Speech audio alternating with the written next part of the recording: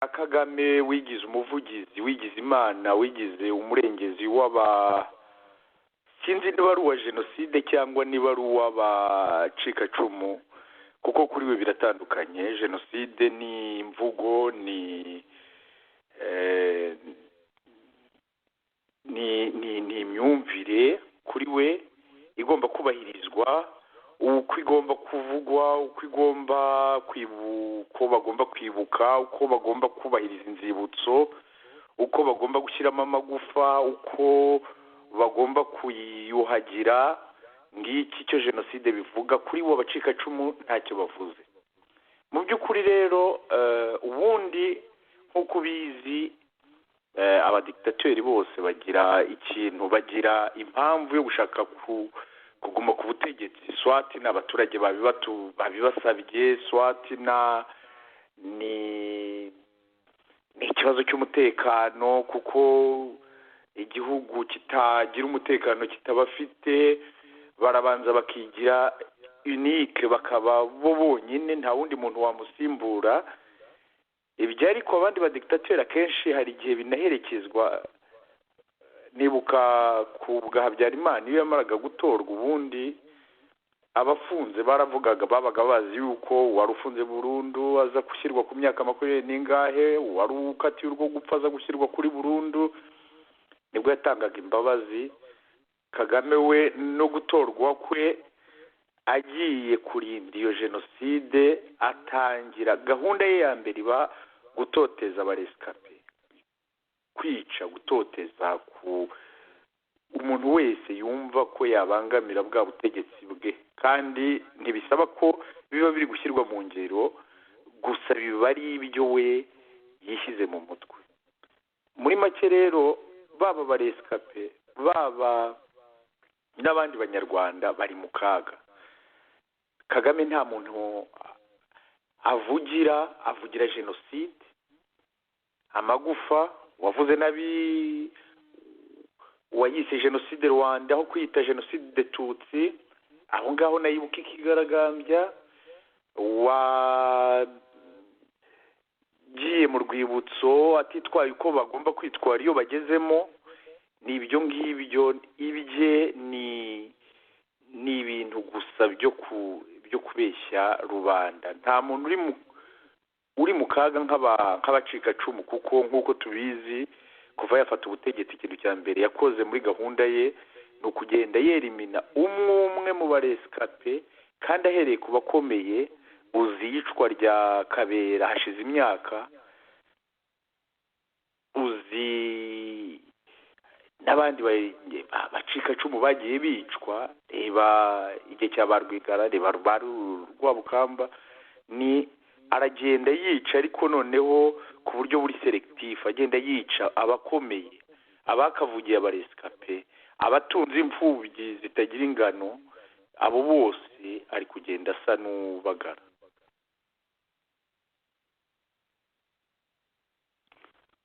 Nibyo ngibyo Jean Paul. Urakoze Ben, ndagira ngo wari urangirije ahantu, ngira ngo dukomereze ku bantu, amazina y'abantu wari utangiye kuvuga, abantu nk'aba Rwabukamba n'abantu. Ayo mazina nubwo tutayavuga yose ngo tuyarangize, ariko ndagira ngo uribuka abantu benshi bagiye bavuga, abantu nk'aba Asieri Kabera. Twagiye tuvuga abantu nk'aba Mirimo, wari ufite nawe watangiye gusenyerwa. By the way, niwe muntu mu bantu nibuka basenyerwa, bajya gusenya amazu mu bantu ba mbere basenyewe za Nyabugogo. Harimo abantu nk'aba Jean de Dieu Mucyo, ubwo turavuga ibyejo bundi ahangaha. Harimo impunzi tudashobora kubara, zitagira uko zingana. Wahoze uvuga ibintu byo kwibuka nabyo bidakorwa mu buryo abacikacumu ubwabyo babishaka, ahubwo bikorwa mu buryo Kagame abishaka. Twavuga abantu nk'abariya ba Makuza, imitungo babambuye, bariya bitwa ko bafasha bacitse ku icumu, bishoboye, bafite ijambo. Uburyo bagiye bafatwa muri kiriya gihugu ni ibintu byakozwe mu buryo busa naho buri systematique, ahubwo ku rundi ruhande bamwe bakabona nk'aho ubu wakoze jenoside bo kuri bo bavuga bati twebwe reka turangize umugambi bari bafite cyangwa se ibyo batakoze reka natwe dushobore kubikora. Ubu nta muntu usigaye wacitse ku icumu ushobora gufasha abandi badafite kivurira, niba ari ijambo ry'ikinyarwanda. Abitwa ko bari bafite amafaranga, abo ngabo bamwe basa n'abapfuye. Abitwa ko bari bafite uruvugiro, abo bafite za pozisiyo zigaragara bashobora kuvugira abandi, abo ntabwo tubumvira mu Rwanda.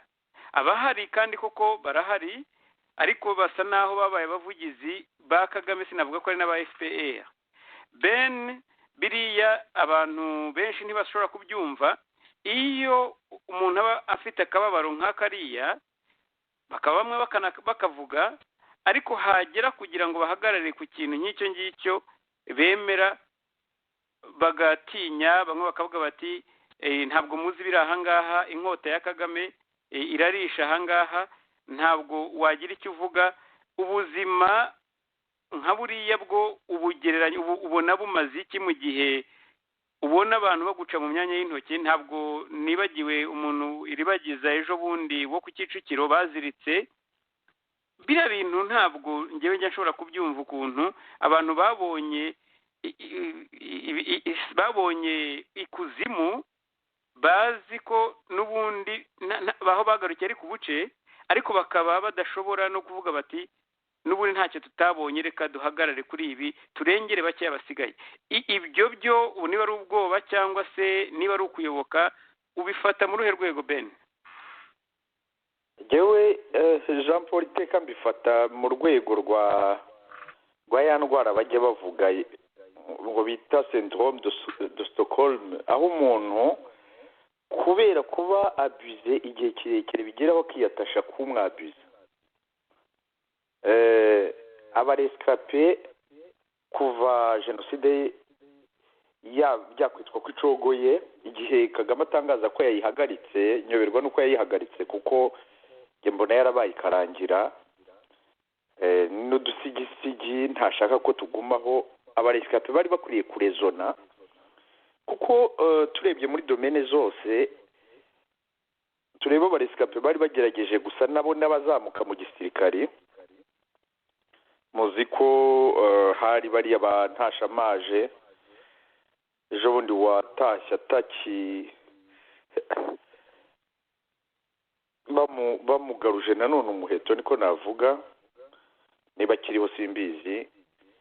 Uwo ni umwe mu bari bagerageje kuzamuka mu gisirikari. Muzi uko yirukanwe bamubwiye ko bazamukubitisha inkuba. Abitwa ba Pinarietona bahise bicwa intambara ikirangira. Muzi abo ni muri domene y'igisirikare. Abo ni abarescape bari barasigaye presque bonyine, n'abandi mu rwego rw'ubucuruzi uko bagiye bicwa. Urebe kuva kuri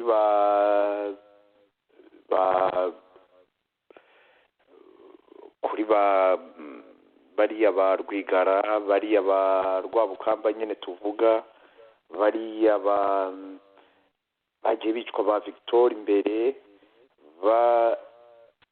abantu bose utigeze wumva ngo habaye enquete, abo nibo bari bagize. Urebe bariya ba Bertin Makuza bapfuye ku buryo budasobanutse, kandi bose abo ni abantu b'abaindustriel ba mbere y'intambara. Ku bwa Habyarimana bari bafite ibintu nk'iyo yicaye tuvuga, akavuga ibya Rwigara, akavuga ngo bari ibi imisoro y'abaturage, aribo na Habyarimana. Muzi abenshi ababaye mu Rwanda bazi ibyo bitaga Tour du Rwanda, Asinapoli yakoreshaga bakoresha amakurse y'amagare. Ari umwe mu bacuruzi bazwi mu gihugu mbere y'intambara kure cyane. Bazi Rwiga Cigarette Company mbere y'intambara, mbere ya 1990 Asina Paul ari multimillionaire ku ngoma ya Habyarimana. Abo bose rero niko yagiye abica. Muzi urupfu rwa Rando rudasobanutse muri jenoside, mu gihe interahamwe zari zahagurutse zica abatutsi, nawe yari yarahagurutse yica abatutsi ariko aselekisiona. Ibyo byose murabizi. Muzi muri domaine y'abitwa ngo bari mu butegetsi, aba ba Mucyo murareba ukuntu agenda abera imina buhoro buhoro. Abari bakomeye nabo bande ba Mitari nabo baje ku ejo bundi bari kuregwa ngo ibiki ntajya buri byari bw'abantu, kugeza ubwo hasigara Kagame nabo yaplashijemo bangahe, kugeza ubwo igihugu gisigara kiri ku muntu umwe gusa utegekesha jenoside, ariyo nganji y'ubutegetsi bwe. Ariko abacikacumu bo bagakomeza kuba muri jenoside, akora uko ashoboye ku buryo batura muri jenoside. Nta kintu na kimwe yigeze akora ngo barebe ko bakwavansa. Bien sûr ni ukwavansa niyo jenoside, ariko ukavansa ntuyituremo. Bazi ko baracyari muri jenoside. Umucunguzi wabo n'umwe ni Kagame, ni Inkotanyi. Ntibashaka kupeda ya image yazo ya babandi bari bategereje igihe bari mu myobo ngo bumve yuko agakiza basigaranye ari Inkotanyi, kuko haje Inkotanyi ariko zizari ziyobowe na Kagame. Ubwo rero ni ugupfa kabiri. Kubivamo ni ugusiba inzozi barose igihe kirekire, ni ukugwa hasi kwa espoir. Bamugumaho kuko nta handi bafite ho kujya, ariko ni nko kwanga kureba ibyo bita mu gifaransa kwanga kureba réalité en face, kwanga kureba ukuri ngo murebane mu maso, uvuga uti uwakandokoye ni unyishe. Ni ibyo ngibyo niko navuga.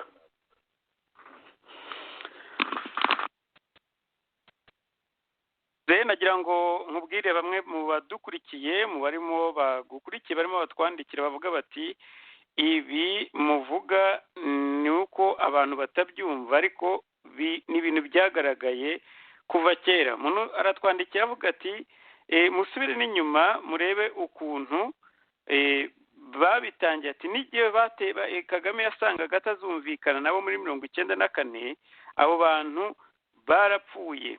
Batereka urebe aho duhere kuri abantu nka Bandasingwa Rando, abitwa Banyungura, ati pere yose. Ati ibyo ngibyo ntimwavuga ngo murangize, ati mwicecekere. Ati Kimenyi Alexandre ntabwo uwo nguwo twamuvuze. Undi aratubwira ati abandi abatashoboye kwica yarabahombeje kuko bashobora kuba nyine bagira ijambo. Bati mufate umuntu nka MJeko, bari bafite kampanyi ya MJeko, ati nabo abo barabahombesheje kuko babahombeje nako kuko bari bazi ko hari icyo bashobora kugira icyo bakora. Ati Nkubiri ubu nawe ntabwo ashobora gukora business mu gihugu keretse niyemera agakorera mu kwaha kwa Jeannette cyangwa se kwa Kagame. Ibyo rero ni ingero barimo batanga ni nyinshi cyane, ndetse aravuga ati kuri kiriya kintu mwavugaga cy'abatutsi muri rusange, muti murebe umuntu wese w'umututsi wari kuzagira akamaro, bose agenda akagirira n'abandi. N'abo bantu mwavugaga bose yarabamaze.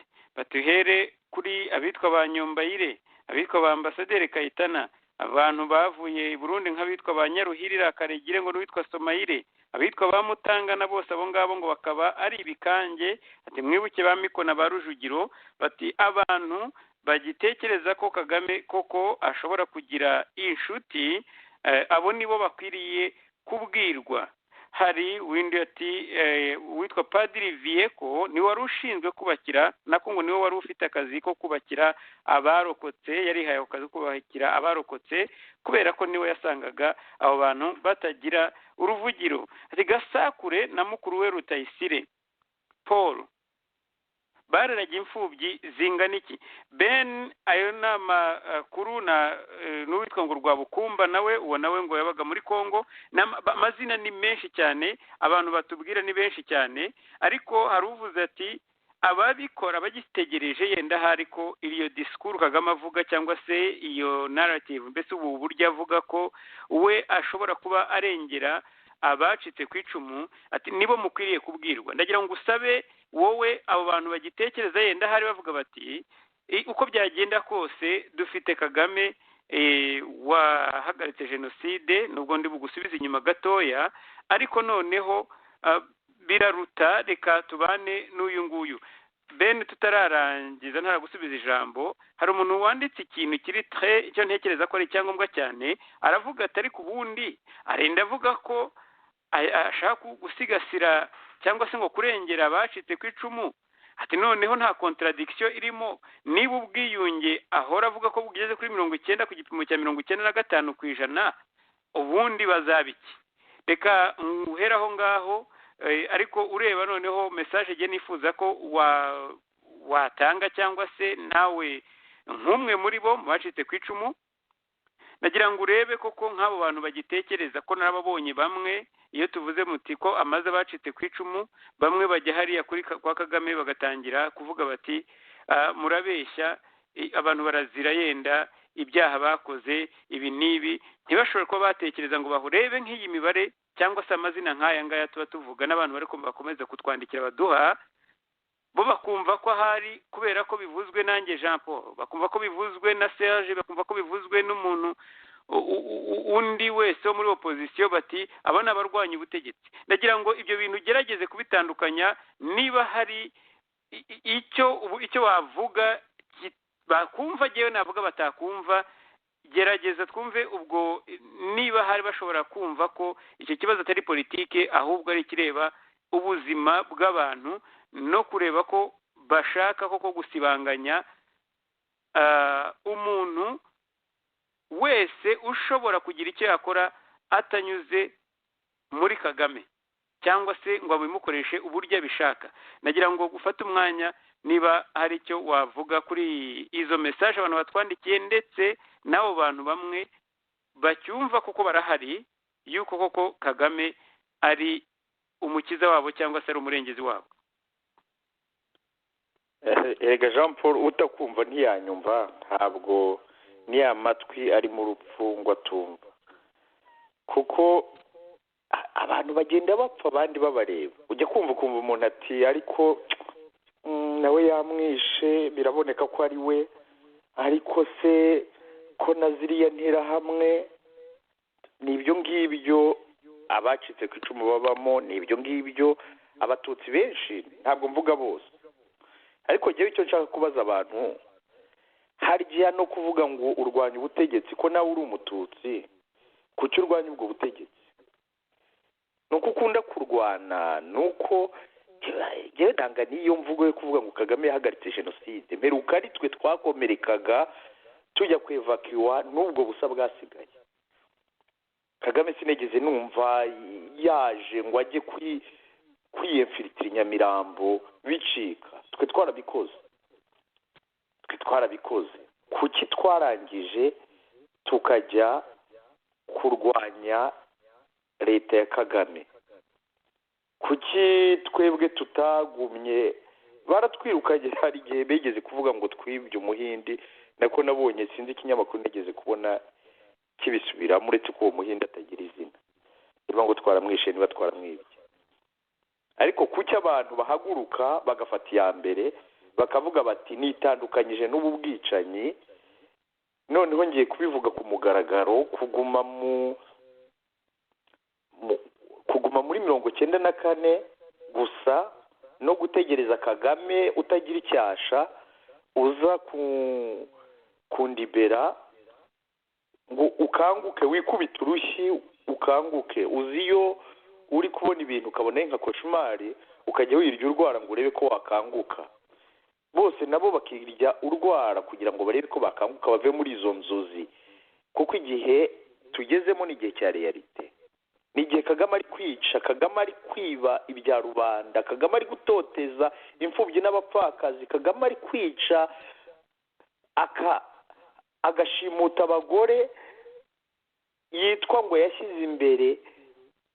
Buri munsi polisi kabiri kumena inzugi z'inzu y'umucikacumu irimo abagore gusa, babatwaramo imbagwa nka kwa kundi babatwaraga mu kurwobo muri jenoside. Uyu munsi ni igihe Kagame ari gukenesha abacikacumu, ari gukenesha igihugu cyose, ntabwo abakenesha kurenza abandi.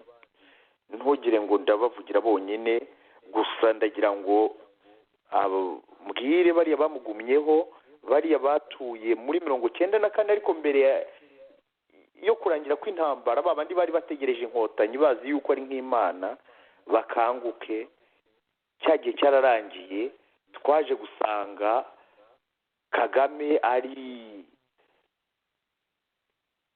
yaratwihishemo, yaje kurangiza n'abo twarokoye, yaje kurangiza abo twarokoye, kuko twebwe kuko hari mbarwa, ni mbarwa. Niyo mpamvu mvuga ngo jenoside yararangiye, n'ubundi ntihabura n'umwe ku gihumbi usigara, niko nature imeze. Ariko noneho na babandi twarokoye, kuko nitwe twabarokoye, Kagame yaje kubarangiza. Natwe kuba tumurwanya ntabwo ari ugukunda kurwana, natwe ntabwo ari ukwanga amahoro, natwe si ukwanga kuba mu gihugu cyacu, ahubwo ni ukwanga akarengane. Ni uko byagezeho dusanga tugomba gukanguka. Ni ibyo, nta bindi, nta baguette magique mfite yo gukangura abasinziriye, ariko buri wese yagombye kwicara akibaza, agafata icyemezo cyo gukanguka. Murakoze. Ndeka tusubire inyuma kuri iyi famiye ya Rwigara Assinapol. Nuko nari nakubwiye, nako nabwiye abadukurikiye, twigeze kubivuga ariko nkaba nkangurira abantu batabyumvise ko muza gukurikira ikiganiro Serge yagiranye na Ben mu gitondo, aho twavuze kuri development nshyashya zabaye kuri uyu muryango. Ntabwo rero ari ibintu birangiye uno munsi ngo tuvuge ko ngo kubera ko hari umuntu Ben ukubwiye ko ngo bashobora kuba hari umuntu wababonye cyangwa se ngo bavuga ngo barabarekuye. Ibyo nabyo ni ibintu koko nk'uko wabivuze tudashikwiriye gushingiraho, ariko turabizi neza ko ibi bintu barimo kuregwa ari ibintu ntabwo ari ibintu bijyanye n'amategeko byonyine. Ari ugutangira kuregwa ibyaha, kumva ko bamwe baregwa imisoro bakaregerwa rimwe n'abiyamamaje na za fraude z'amasinyatire. Iriya leta ntabwo inashobora no kwihisha ngo iyinyumanganye kubera umujinya cyangwa se kubera na incompetence. Ubundi ntabwo ibyo bintu wabivanga, wibye imisoro urangije na fraude za sinyatire, ariko babishyize hamwe kubera ko nyine Satani bakoresha ntiyashatse kubaha agahenge ko kugira ngo be kwigaragaza ko icyo bagambiriye ari ukwataka umuryango runaka. Kuko nkuko sinzi ko uko mbyumva niko n'abandi yenda babyumva, ntabwo wavuga ko umuntu noneho ngo uregwe misoro uregwa fraude za sinyatire, ibyo bintu birashoboka ko mwaregwa ibyo byaha byombi, ariko kugira ngo bibere icyarimwe ni nkaho ari ikimenyetso gishaka kwereka buri muntu wese n'utashobora kumva icyo uriya muryango wabuzira, ati noneho dore icyo bazira ni iki ngiki, bazize gusa ko ari Rwigara. Ibyo rero bikaba bamwe turabibona, hari abandi batabibona. Tukaba kandi dutegereje yuko ikinamico yenda rizakomeza, kuko igihe cyose bavuga ngo babaretse ntabwo bakubwira niba yenda bari satisfait n'ibyo babajije cyangwa se n'ibyo bavuganye, ntibari satisfait yenda nuko babonye n'ibyo bashaka kugenzura ibyo ari byo. bikwereka nyine ko ikibazo ari personnel nk'uko mu kiganiro cy'ubushize twavuze ko ari ikibazo bwite cya umukuru w'igihugu, ndetse bamwe baranatubwiye bati umugore wa Kagame abifitemo inyungu nyinshi cyane. Icyo zifiteho rero ni ikihe? Twahoze tubiganira kare tugitangira ikiganiro. Uyu muryango wafashije iriya imiryango yombi, ari uwa Kagame ari n'uwa Jeannette Nyiramongi. Nahoze mvuga ngitangiye ikiganiro ko bamwe batubwira ko guhera ku isahane, isafuriya, ikiyiko bagiye babibona kubera uburyo iriya famiye yabafashije mu buhunzi, nta kintu bagira. Aho navugiye ko iriya famiye koko ari inkirabuhiri, bamara kugera aho bagera bakamera nk'ababundi uvuga uti ngwino ngutize ikibanza, ariko wamara kubaka ukavuga uti ndatwika inzu yanjye nubwo iri butwike ni yawe. Ariko byo ndetse ibi byo bakora byo biranarenze. Abantu batwandikiye benshi batubwiye ko Kagame nyine nta dini agira, nta shimwe agira, kugushimira nta kundi ni ukukwica kugira ngo akwibagirwe kuko yibuka amateka. Aribwo bwa bundi bavuga ko ari inkirabuheri. Iriya famiye benshi baravuga Ben yuko bazira yuko bamuzi, bazira yuko hari icyo bamumariye ntacyo ari cyo. Uyu munsi akaba abona badashobora kumupfukamira, badashobora kumusenga nk'uko abandi babigenje, bakaba batamuhunga nk'uko abandi bamuhunze, akumva ndetse akanabavuga bati we kuri wo ni umusaraba yikoreye. Ntabwo nshaka ko biba yenda ubitinda nk'uko nabivuze, ariko niba ushaka wagira ikintu bivugaho. Abantu banavuga ati yaranamuhungishije, bavuga ko bagiye mu bukwe. Nabigarutseho kenshi ku kiganiro, hahandi umuntu ashobora kugusanga avuga ati mfite ikibazo, ariko igihe kigeze aho ufite ikibazo noneho nta nubwo no kugira ikibazo gusa, ahubwo nibo bagitera abandi banyarwanda, twebwe abanyarwanda. Ben ntabwo nzi ko turi kumwe mu biganiro byacu bindi biri inyuma, ariko kubona hari nk'abantu bajya muri gereza, abantu basenyera inzu bakakubwira bati ahubwo yaba wazaga ugasenya n'iyanjye mbamo, uwo basenyeye hoteli bakakomeza akirukanka inyuma ya Kagame. Hari ikibazo abanyarwanda dufite, nubwo nari nabikubajije, ndagira ngo tuhasubire kubera yuko ni nacyo kibazo nyamukuru gihari. Uyu munsi ni Rwigara, famiye ya Rwigara ntabwo ari iya mbere, ejo azaba ari yundi. Nahoze mvuga famiye ya Gasana Eugene, ambasaderi wari ambasaderi wa Rwanda muri ONU, ufite abavandimwe babiri nabo bafunzwe kugeza n'uyu munsi ntiturigiye tubabona mu nkiko. Nkurikije igihe twamenyeye yuko abo bantu bafungiwe, kandi twabanje kugira ngo yera nimuha, tuza kugerageza gukoresha iperereza ryacu rishoboka, tuza kumenyaho kuko abo bantu bafunzwe. Icyo nzi cyo nuko harenze icyumweru bari muri gereza, ntibaraza mu nkiko. Reka tuvuge ko yenda se Rwigara bafite amakosa, bibye imisoro, bafojarinze sinyatire zo kwiyamamaza. Bariya abantu numvise bo kwa ambasaderi Gasana nabo bavuga ko hari umwe uregwa imisoro. Hari ikintu kimwe kimaze kugaragara, ngira ngo urebe nawe icyo wakivugaho, cyuko abatutsi bose bagiye baregwa muri iriya leta, barezwe ubugambanyi, barezwe imisoro, barezwe ubusambo, kubera ko ni gakeya cyane bazaba barega jenoside. Ntibizashoboka, ntabwo byoroshye cyangwa se nubwo byanashoboka.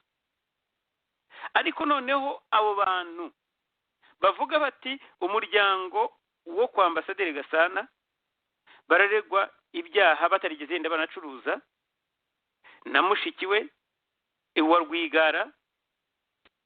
Uyu munsi bakavuga bati twebwe dufite iyo iminite nk'uko Kagame ubwo yabyivugiye. Ntabwo nzi ko dushobora kubivuga bihagije Ben, ariko ndagira ngo hari ikintu dushobora kuba tudakora, cyangwa se abo bantu abanyarwanda dufite icyo kibazo aricyo natangiyeho urugero rwa bariya basenyerwa bakongera bakamwirukanka inyuma, gituma Kagame nawe ubwe ashobora kuzakomeza koko akica kugeza igihe, cyangwa agafunga no kwica kugeza igihe ananiriwe. Hari ikibazo gikomeye gishobora kuba gituruka muri twebwe, yenda se mesaje itumvikana neza, cyangwa se ariko duteye nk'abanyarwanda. Niba hari ikintu wowe wumva uburyo bundi wabivugamo, umunyarwanda ariko by'umwihariko umututsi uri muri iriya ngoma ukivuga ati jyewe ahangaha iyi ngoma irarepresenta intere zanjye, inyungu zanjye, ikintu wamubwira ukamwumvisha uti uribeshya ni ikihe? Nubwo wasubira ku byo twavuze, ndagira ngo icyo kintu twongere tukigarukeho. ariko mpereye d'abord ku byo iriya famiye iregwa Jean Paul,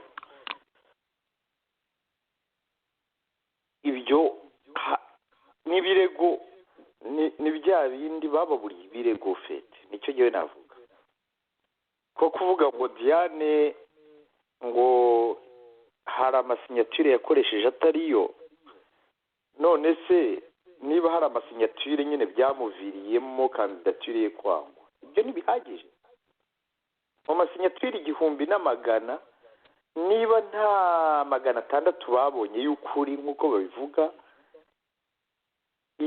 ikigomba kubaho ni uko iyo kandidature yangwa nyine kuko itujuje ibyangombwa.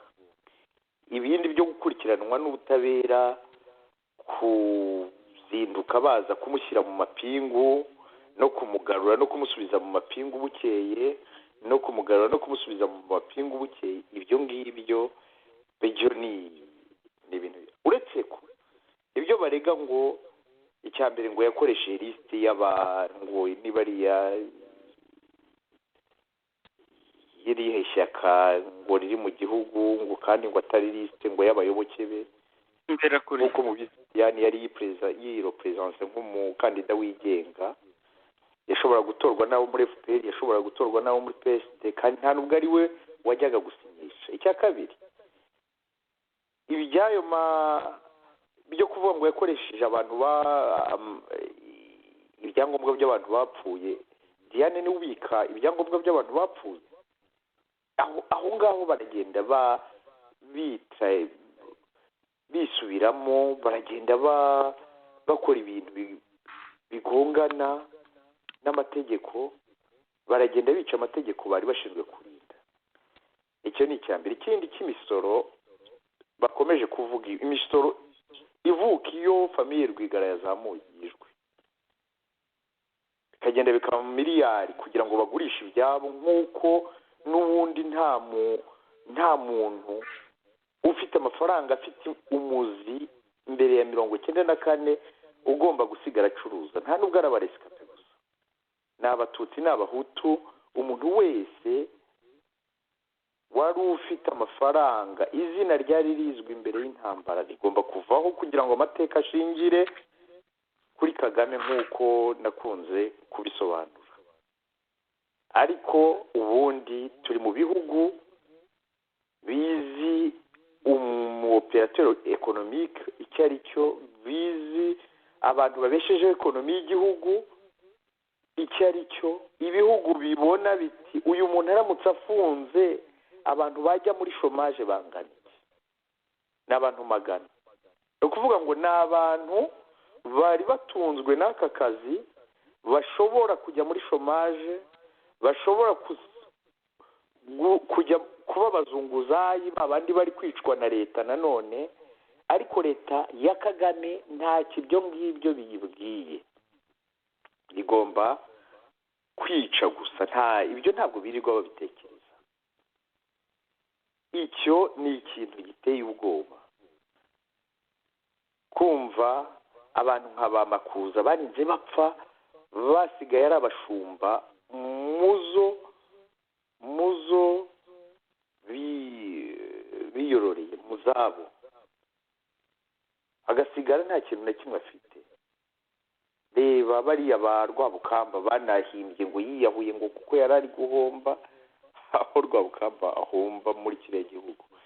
Rero abakiri ikibazo ngiki nuko Kagame ibigeni plaque tournante, uyu munsi yicaba akaba yazamuye undi nawe azica nyuma y'igihe no gusimburana, noneho hakabaho abantu bahora bapfukamye. Iwe habaye nko hahandi ni mu ngoro, ni ugusimburana kuza guhora bapfukamye basenga Imana muntu ariyo Kagame. Mbese ibyo niko yatoje abanyarwanda, byagezeho biba umuco. Ni ikibazo rero gikomeye no kubyumvisha abanyarwanda.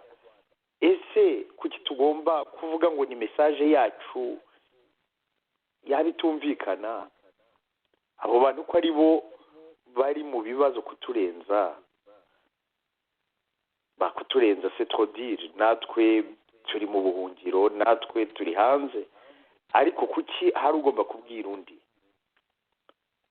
Ntitwavuga ko bose ari uko bameze, kuko abanyarwanda umwe araguhamagara akakubwira ati nyabuneka ndashaka ko mbafasha, ariko bizabibanga, ntabwo nshaka ko bimenyekana muza aho turi. Undi akaza akagusigira make kugira ngo ateze urugamba turiho imbere. Barabyumva bamwe, ahubwo abatarabyumva nuko badashaka kumva.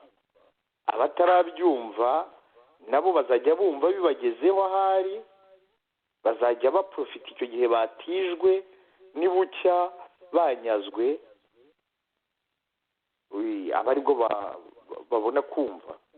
Sinzi byari byarabaye intero imvugo ngo umuntu yarushyuwe akavuna ngo ni umuntu wabundanye na Ruganzu, ni umugaragu wabundanye na Ruganzu na Ndori Ikaragwe, atashye yambutse Akagera, abwira abasare ngo Kavuna ntibamwambuke kuko yabonye ubwambure bwe, yabonye faiblesse ze, yabonye.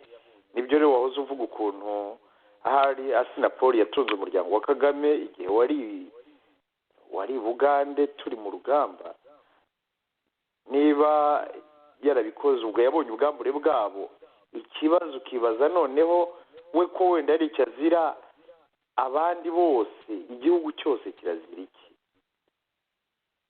Rero Kagame ni mubi, ni Bugande bamwitaga Pilato. No gushaka formule duha ibintu, no gushaka nta buryo nabo mushobora kudekiriva Kagame n'imikorere ye. Gusa u Rwanda rwagushije icyo navuga. Urakoze Ben. Reka abantu bamwe bagukurikiye, hari uvuze ati kuri icyo kintu Ben yavugaga kijyanye. Ben, uranyumva? Ndakumva neza Jean Paul. Umuntu aravuga ati kuri icyo kintu Ben yavugaga cy'imisoro, aho Diane yahuriye n'amasinyatire, bati JP rwose ibyo ntawe ubona akarengane, utabona akarengane kabari abantu. Nanjye mperutse gupfusha umubyeyi wanjye, niyahura mu Rwanda kumushyingura, kwandukuza uwapfuye ni itegeko rikomeye. Iyo ugiye kwandukuza ujyana irangamuntu ya nyakwigendera ukayisigira executive w'umurenge, kandi usinyirwa n'abantu 5 bo mu mudugudu. Aho Diane yahuriye n'amarangamuntu y'abapfuye atari executive w'umurenge ntabwo humvikana. Uwo ni umuntu wavugaga ati Diane yahuriye, wagukurikiye avuga ati ibiriya bintu nawe yemera nk'ibyo avugaga ati Diane ukuntu ashinzwe abapfuye yari afite imyanya ki. wakunganiraga bwana Rutabana. Undi watwandikiye wari icyo ugiye kuvuga? Ndavuga nti hari executive waba warumvise ureganwa nawe bavuga ko yaba yaramuhaye ibyo byangombwa by'abapfuye. Undi nawe aravuga ati yavuga kuri kiriya kintu cya Ambasaderi Gasana n'abandi, nyine avuga ko ati Kagame nuko nguko n'abanyarwanda batarabibona, ntabwo utarabona nyine ubwo azategereza igihe cye kigere.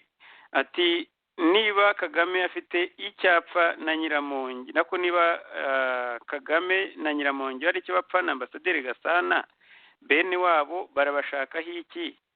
Umuntu utarakoraga akazi uyu ugaragara ko abazi bati mushiki wewe yiberaga mu bintu ngo byitwa community church, bati ubundi ku icyaha bavuga ko ari gatozi, abandi iyo utakoze icyaha ugihanirwa ute? Ati abantu nka ba Jeanette Kayumba bene wabo nka ba Rugigana barafunzwe, abantu baramukazi bare akaregeya nka Regoreti barafunzwe. Bati ku bya Sina Paul we yafashije Kagame ku rwego rwo hejuru cyane ati ndetse yabahaye n'imodoka. Ibyo ngibyo rero ntabwo batwemera koko yuko baguma bareba abamwibuka kandi batemera bo bamuzi uko bamuzi icyo gihe nka bwa bwambure wavugaga, bamuzi icyo gihe nawe ntabwo ashaka ko abo bantu babaho batavuga bati noneho reka tugusenge Nyagasani. Ben abo ni abantu batwandikiraga, hari benshi bagiye batwandikira ariko uwambajije ngo nkubaze ati ku Kibuye nubwo abacika ku icumu bo bamerewe atabagerereye, batari ko abanyakibuye bo bashobora kuba bafite ikibazo cyihariye bafitanye na Kagame. Bati Ben yatubwira icyo abanyakibuye bapfa na Kagame mu magambo magufiya. Ben mbere yuko yenda nanjye ngusaba ko wakora komantere za nyuma utaragenda. Urakoze. Ntacyo abanyakibuye bapfa na Kagame kirenze icyo abandi banyarwanda bapfa na Kagame, kuko ba Rwabukamba ba Mucyo abo ba Ambasaderi Gasana twavugaga, ba Rujugiro bari mu buhungiro ibintu byabo bikaba binyagwa, aho hose si abanyakibuye, nuko kandi n'uwo bitarageraho bizamugeraho. Ntabwo wavuga ngo kuko abanyakibuye ari bo bibasiwe cyane mu minsi yashize ngo birepanya abandi n'abandi bose. Kagame afite icyapfa n'abanyarwanda bose. Abanyarwanda mbere nagira ngo ni abanyarwanda wenda yasanze mu gihugu bari bahasanzwe, icyo gihe umuntu yari kuvuga ati Kagame apfa iki n'abanyarwanda bari i Rwanda, ariko nyuma muzi ko igihe yadukiriye abo bavanye i Bugande, abavuye i Burundi, nabwo yase yatanzitse ngo Kagame afite icyapfa n'inyoko muntu. Ni Bugande bamwitaga Pilato, nabivuze, dutwarwa n'umupsikopate tutazashobora ubundi umupsikopate bamujyana mu kigo kivura abasazi akaba ariho avurirwa.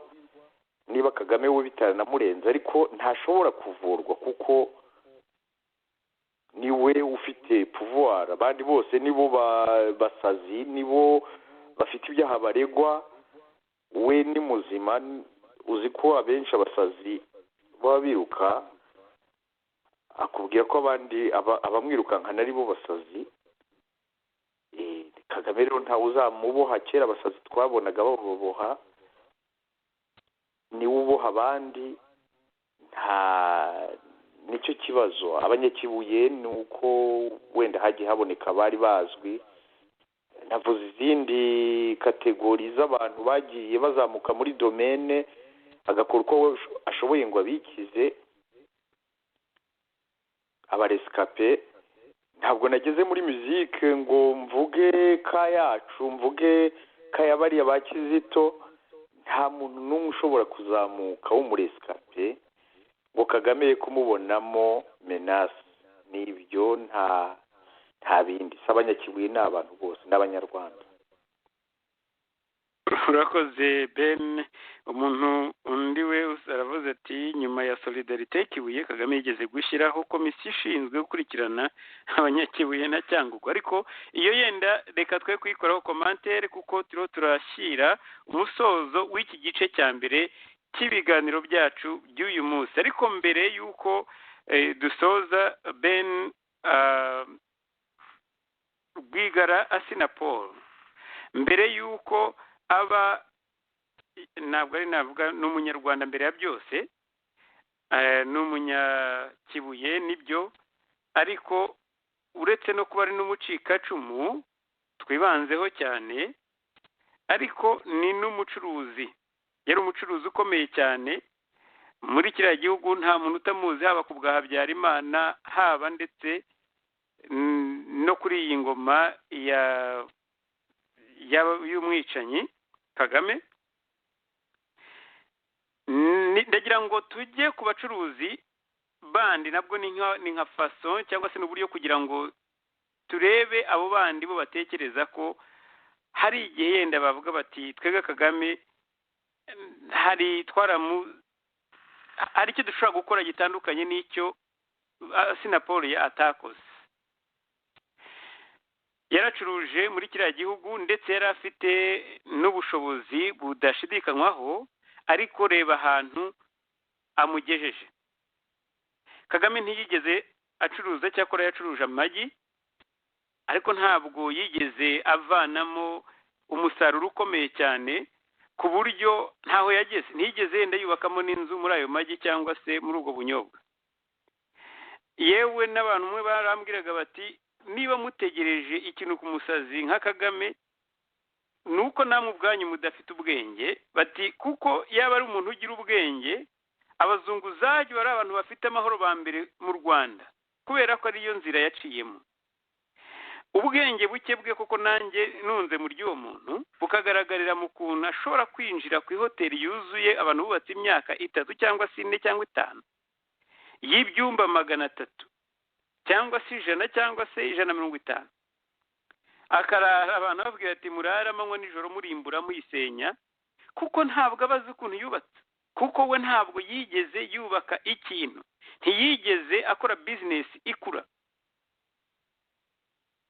None kuri abo bacuruzi bareba umuntu nk'uri utazi agaciro koko k'ifaranga cyangwa se k'ibintu, atazi uburyo ibintu nka biriya biboneka bigoranye cyangwa se biruhanyije, akaba atari hoteli ya mbere yasenye Rwigara, ejo bundi akaba yarasenye iyo kwa Ndamage, akaba yarasenye amazu nk'ay'abamirimo nk'uko twabivuze tugitangira. Ntabwo ari n'abanyuma, n'izindi zose amazu y'abaturage arasenya, yinjizamo za daso, ibibanza. Ubu abandi bacuruzi bari mu gihugu bareba nk'ibintu bikorerwa uriya muryango, bakavuga bati yenda hari twebwe hari ikintu Rwigara atakoze twebwe dushobora gukora. Ndabizi ko ufite izindi ngero z'abandi bacuruzi bamubanjirije nabo byabananiye, hari abo twigeze kujya tuvuga. Nibaza ko aha ari igihe cyo kuba bari bakwiye kureba bakavuga batari ko niba hari ikintu tutabonye, nuko ahubwo tudafite amaso abona, bishobora ko dushobora kuba dufite amazi, turi mu mazi abira, cyane cyane ko nyuma y'imanda ya gatatu dufite amakuru adashidikanywaho ko kwihangana kwa Kagame, cyane cyane ko abona ko ubutegetsi bwe buri bushingiye ku bintu biri, swat aratsinda silencing abantu bose cyangwa se buhirime. Hari kimwe kidashoboka, nibaza ko nubwo yashobora gusilencinga abo mu Rwanda, abo hanze yenda bidashoboka. Bivuze ko rero ikindi gishoboka cyane ari uko ashobora kujya kuyirara mu bantu. Abo bacuruzi Ben ushobora kureba yenda bakeya wibuka, ukababaza yenda ushobora kureba niba hari izo ngero zindi bakeneye zitari izo babonye, wagerageza mbere usoza kutunyuriramo ubu bucuruzi. Koko umugani ekonomi, urabizi ko u Rwanda ni ibintu bibiri nagombye ko natangije. U Rwanda baruvugaho jenoside yari igiye ngo kumara igihugu, Kagame akaza avuye mu ijuru akayihagarika, akaba rero ari cyo kimugira umugabo w'intarumiko, umugabo ushobora byose, umugabo utagomba kuva muri kiriya gihugu no ku butegetsi. Icya kabiri ni uko yazamuye ubukungu bw'igihugu, akaba ariho abacuruzi bazira. Nagira ngo abo bacuruzi kuri urwo ruhande rwa kabiri uko abaresikapi ibyo twabivuze bihagije, abo nabo iyo argument ya kabiri basanga koko uriya ari umuntu ugomba kurepresenta interest z'abacuruzi. urakoze Jean Paul. Icya mbere uvuze cyo guhagarika jenoside numva twakivuzeho. Icya kabiri nk'uko ubivuga niyo ekonomi. Nta handi ndigera mbona umuntu ahamagara investisseurs b'abanyamahanga ngo nibaze b'investise mu gihugu, yica amenesha abari bagize ekonomi b'abene gihugu. Nta kuntu ahandi. Nibuka Bill Gates yegeze kuza hano mu Bubiligi ahakandagije ikirenge mu bwene gihugu symbolique, kuko nta nubwo acururiza mu Bubiligi cyane, ariko ni ukuvuga ngo kuko ari mu bagize ekonomi mondiale. Icyo ngicyo ni umuntu bubaha. Kumenesha umuntu nka Rujugiro mu gihugu. Muri Afurika nigeze kubona emission kuri Voix de l'Amérique hari bavuga ukuntu akorera mu bihugu 50 na bingaho, ukuntu afite abakozi mu bihumbi amagana. Kumufata ukamwirukana mu gihugu yavuze ati ubu noneho ngiye kwinvestisa muri iki gihugu, ntabwo uba utekereza kuri ekonomi uretse iyo ukinga abazungu mu maso. Ikindi kwica abantu nka Rwigara, uzi neza yuko aribo bari baremye ekonomi ya kiriya gihugu. Kiriya gihugu nk'uko tubizi ntabwo gifite uretse y'amabuye bajya babeshya kugira ngo babone ko biba Kongo. Kiriya gihugu ukuba gifite abaturage b'abakozi nicyo cyonyine cyagenderagaho, ariko kubuzwa uburyo ntihagire umuntu utinyuka gufata za initiative, kuko azi ko niba atari bya FPR adashobora gukora iminsi ngahe. Ibyo urumva ni ibibazo bikomeye. Naho rero abacuruzi abakera ngira ngo ubo bamaze kubibona yuko ntaho bari kujya abenshi. Antuka abo nshobora kuvugana nabo iyo bagize Imana bakaba wabasekirije mwicaye mwabanje no kureba niba nta kihishe mu rukuta, arakubwira ati shaho turi mu kaga mujye mudusengera abenshi. Naho bari abajene babeshya uyu munsi akaba bamwanditseho ibintu bitagira ingano, hari ababa bakiri muri iyo illusion babona ibintu byabaye byiza, ariko nabo ntabwo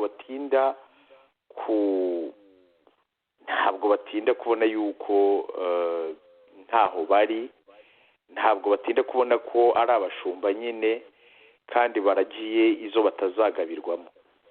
Icyo ni ikindi navuga. Ibyo wavuze hari n'ibindi byo kuvuga ngo niyo guverinoma irimo abagore benshi, abagore badashobora kuvugira Adeline n'abakobwa be, abagore badashobora kuvugira Diane yiyamamaza ngo bavuge bati nimumureke yiyamamaze nawe tushyigikiye yuko umugore yagira ijambo muri iki gihugu.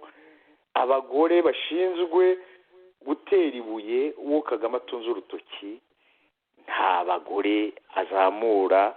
Kiriya gihugu ni icya Kagame wenyine. Kandi sinanavuga sinzi niba nagira critère ashingiraho yerimina abantu, azerimina abantu bose, kuko nabo twavugaga ngo yaremye ngo nibo bazasigara, nabo bagera igihe atekereza ko beshapa controle ye, nabo bakavamo bagasimburwa nabo aremye ibuye. Ni icyo ngicyo navuga, nta bindi mbona. Urakoze Ben. Hari umuntu washubije, umuntu wari watubajije ikibazo kivuga ngo ese abanyakibuye Kagame apfa nabo iki. Ngira ngo numva ari ngombwa ko tubivuga uko yabitwandikiye ati Jean Paul, iyo ni confusion n'amacakubiri Kagame yashyize mu banyarwanda. Ikibazo si abanyakibuye. Bigitangira abatararebaga kure bumvaga ko ikibazo cyari interahamwe cyangwa se abahutu.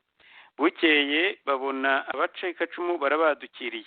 Bukeye yaduka mu bavuye i Bugande. Abandi bati bariya ni ibigarasha. Ati tout simplement Kagame n'umwicanyi, kandi nta mwicanyi ugira idini, ahubwo bizarangira yikoze mu nda. Nibyo koko, ntabwo nanjye twagomba gutanga icyo kibazo nk'uko bakidusabye, ariko koko umuntu wese muri ufite ikibazo ntabwo aturuka ahantu hamwe gusa. Usanga Kagame umuntu atinya, ni umuntu wihagazeho, ni umuntu ufite icyo ashobora kwimarira. Bimaze rero kugaragara n'abanyakibuye n'abaramutse abadukiriye nk'abanyakibuye, ni ugutinya yenda n'iyo solidarite yabo birashoboka. Undi nawe aticecekere, wowe ntuheruka i Rwanda, njye mvuyeyo. Ubwo inzu bitirira Albert Bahimba Supply atiri mu muhanda mu kibanza cy'ingoro nshingaamategeko, atiri mu muhanda kabisa. Ntabwo numvise iyi message, ariko ubwo ndaza yenda bamwe bashobora ko bayumvise. Bati inzu yitirwa Albert Bahimba Supply iri mu muhanda mu kibanza cy'ingoro nshingaamategeko, bati mu muhanda kabisa. Ben, ikiganiro cyacu nako igice cya mbere cy'ikiganiro cyacu turagira ngo tugisoze mu kanya gato cyane, kuko dufite izindi ngingo nyinshi tugiye kuganiraho. Ariko mbere y'uko ugenda, hari ingingo nagomba kuvuga mu gice cya kabiri, ngira ngo tuyiganire kubera background yawe cyangwa se kubera akazi wigeze gukora. Umuntu yatubwiye ibyo yabonye mu matora, atubwira uburyo abasirikare bajyaga kwiyamamaza, nako bajyaga kwamamaza Kagame, ariko avuga ati abasirikare banyemo n'umwe, abajeneho, abakoloneli, bajyaga hariya mu baturage bakabasaka kugera mu makariso. Bamwe bari imiriye ku buryo bakuragamo n'ingofero zabo bakajya ku mirongo hamwe n'abaturage. Ati kiriya gihugu mwege muvuga ko umuntu ukurikira ibiganiro byacu, bati ibyo muvuga ntabwo abasirikari ahangaha bagifite ijambo. Ati ibintu ni ibya abajepe na special forces. Bati bariya bose mubona ba Nyamvumba, biriya wabona gatasa naho agiye kunamira Depite Gatabazi, bati barakanzwe, barashize, nta bantu bahari, nta musirikari ufite agaciro. Ikiganiro cyacu cy'uyu munsi cyavugaga ngo, cyitwa ngo abajene bo mu Rwanda ngo bavuze ko ukurusha umuntu ari we ukurusha ipeti. Ni ukuvuga ngo ipeti rya jene ntacyo rivuze. Kugira ngo ugire akazi cyangwa se ube umutoni kwa Kagame, nuko ugomba kuba uzi kuvuga cyane, uzi kurega bagenzi bawe. Nkibaza Ben, abasirikare twirengagize za sacrifice zabaye, twirengagize ibitambo byabaye, abantu bapfuye, abo basirikare bakaba uyu munsi bashaje, bamwe bafite abana bashaka kuzaraga igihugu. Ukibaza byitwaga ubutwari bw'inkotanyi, noneho bakaba ubu ngubu icyo bariho bakora ari ukuvuga ngo twese hamwe, igisirikare cya kindi bavuga ko ari professionnel, abagipolisi, special forces, bagomba guproteja abantu batarenga 5. Akaba ari cyo kintu cyabazanye, cyabaciye amaguru, akaba ari cyo kintu cyatumye bati ibyo bataga bare kubwene igihugu bw'Ubugande, iyo babugumana yenda bare kuba bameze neza.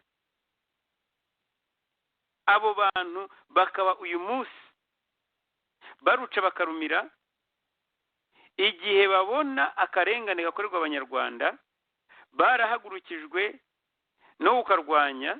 Ejo bundi Madame Rosette Kayumba yaje kuri radio bwa mbere, niba ntibeshye, kuri radio Itahuka, aza kwamagana ibikorerwa uriya muryango wa Rwigara. Muri bimwe yavugaga avuga ati abantu ba FPR ijya kurwana yahagurukijwe no kuvuga ngo irimo irashaka gukemura ibibazo by'Abanyarwanda, harimo no gucyura impunzi. Nyibaza abo basirikare bose uko bigishaga igipindi abapisi, bavuga ibibazo bagomba gukemura. Hari indirimbo bavugaga bati Habyarimana yamaze abaturage, atamewa wanaishi, bakavuga bati hata tukonde kama misumari ntituzasubira inyuma. Ati kuko igihugu yagihaye abazungu, uyu munsi Kagame aragenda ku igare n'umuzungu, ntiturigiye tumubona agenda ku igare n'abanyarwanda. Ariko dusubire kuri iriya yo kubasaka akabambika ubusa, se bundi abajyana iki kwiyamamaza? Ni ugushaka kubimiriya gusa. Abo bantu wowe ko nawe wari uhari uzi iki gihugu ibyo bigishaga, ibyo bari bagamije, uwo musirikare, twavuze abacuruzi, twavuze abacikacumu, twavuze abanyarwanda, ariko abasirikare ntitwigiye tubavuga. Abo basirikari bo bazi ibyo baciyemo, bazi bagenzi babo bahitanywe n'amakompora, bazi abantu b'ibimuga kugeza n'uyu munsi, bazi abagifite za fragment mu mitwe yabo, bakaba barimiriye kuri ya rwego, bakemera kujya baproteja famiye imwe gusa. Revolution babeshyaga ko ariyo barwanira, ubu iyo bagiye hariya bakicara muri salo n'abana babo, barabareba mu maso bagatekereza iki? Kuko wowe ndabikubaza kuko warahunze, wasanze udashobora kubikoreramo. Ben, ndagira ngo dusoreze kuri bariya basirikare barwanye bashaka koko gukemura ibibazo, none ubu bakaba bashinzwe ahubwo kuba bakandamije abantu cyangwa se no kubyongera.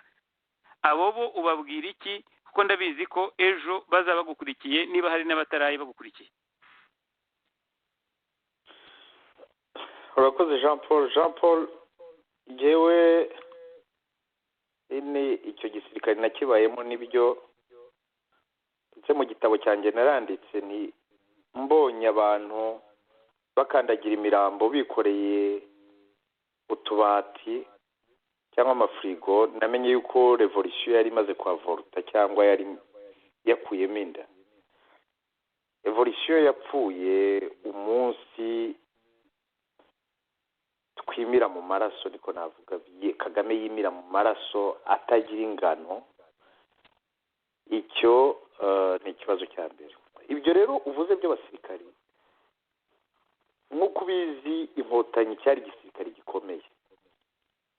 Burya rero twabanye n'abana bari bavuye muri Kongo, bari bafite mite yitwa Mobutu Sese Seko Kumbwendo wa Zabanga, batubwira bati uzi ibintu yakoze, ari niba ari Kamanyora bamurasa isasi igurukana ingofero. Twari tuzi yuko abazayirwa ari igisirikare gikomeye. Rero buriya igisirikare Kagame amaze kukica, hasigaye mite.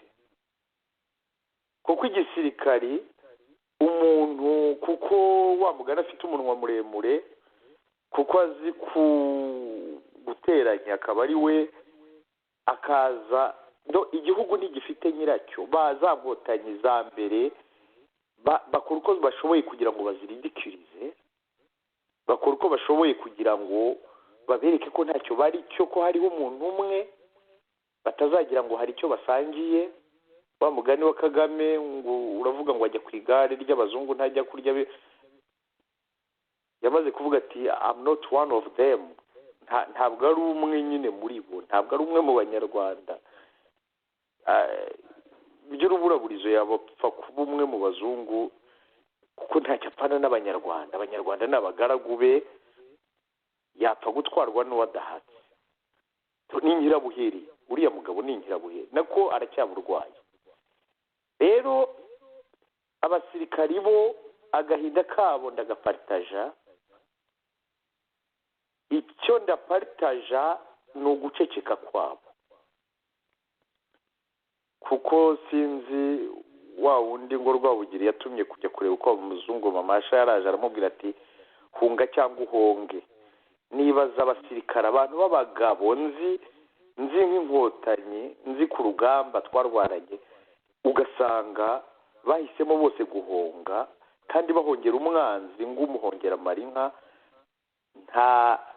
Ntihagire utinyuka kuvuga ati hoya, ngo ahaguruka ahunge niba bimunaniye kugira icyo yakora. Gusa bose bagasanga ari uguhonga kandi bahongera umwanzi, ko Kagame yanga abanyarwanda. Kagame nta cyiza na kimwe, ntawe ashobora guhaka, kuko udakunda ntahaka. Bose ni ukubicira kurwara nk'inda kugera abarangije agakireye isi nk'uko ayumva, nka Nero w'Abaroma wavugaga ngo arashaka gutwika Roma kugira ngo yubake indi izamwitirirwa. Ibyo uwo niwe Kagame, ntawe bazabifatanya, ntashaka undi ubyitirirwa, ntashaka ugenda nawe bavuga ngo arakomeye. Hagomba kubaho arafuha. Imana niyo ivuga ko ifuha, ko idashaka undi muntu w'ikigirwamana. Nawe yamaze kujya ku rwego rw'Imana, nawe yigize ikigirwamana. Abandi bose bagomba guca bugufi bakaba rubanda, bakajya ku rwego rumwe na rubanda, bagasakwa bagakubitwa. Nta kundi ni uko nguko niko yabigeze. Icyo nabwira rero abasirikare ni uko uhongera umwanzi amara inka, bakwiriye guhaguruka bagahagurukira ko dufatanya uru rugamba, kuko ntabwo ntacyo bazageraho. Barabizi uko agenda bacunda yikoba buri munsi, ninde wicajwe, ninde wafunzwe, ninde wakubiswe, n'abajenero. Ni babandi baraye urwantambi bashaka u Rwanda, ariko ntekereza ko icyo bashakaga ntabwo byari ukwimika umuntu ngo ahinduke imana muri kiriya gihugu. Bashaka kubona u Rwanda batekanye, bafitemo ijambo. Byarabuze rero, ariko igihugu kiracyahari kandi kiracyari icyacu. Dukwiriye guhaguruka